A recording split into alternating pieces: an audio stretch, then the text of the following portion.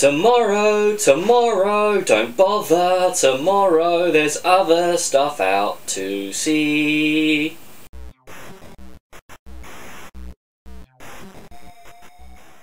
Let's break it down.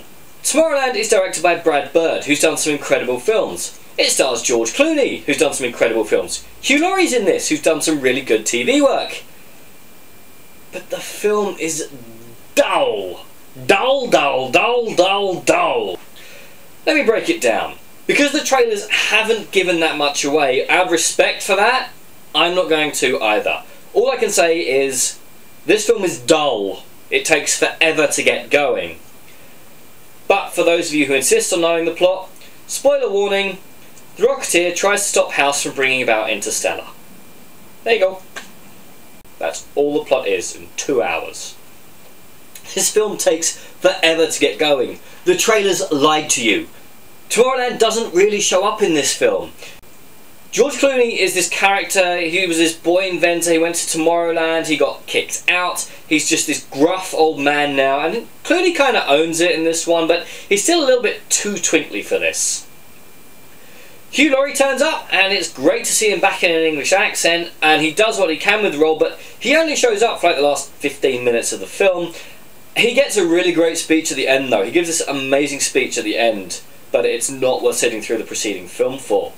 Now, Britt Robertson at Casey Newton is kind of the main protagonist of this story, and again, she's quite effective, she's quite good. I've not been aware of her before, but I think we're going to be seeing a lot of her in the future.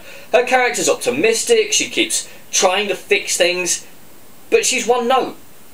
Her keynote is, please explain the plot to me, and let's fix this. Kathy Cassidy plays Athena. She's another one of the main characters. She's really good in her role. She's actually quite a tolerable child actor.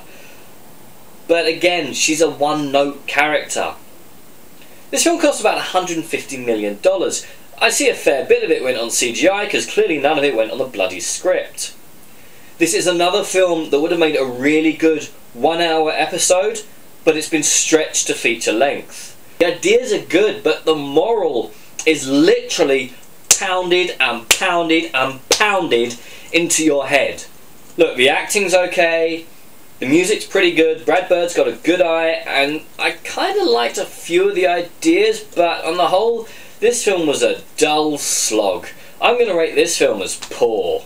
There's a couple of nice shots, but there's no real villain, there's no real plot, it's dull, and the message is beaten into you. Nothing out to see this week. Nothing, and it's only getting worse. Mad Max Fury Road, why did you have to come out at the start of the summer?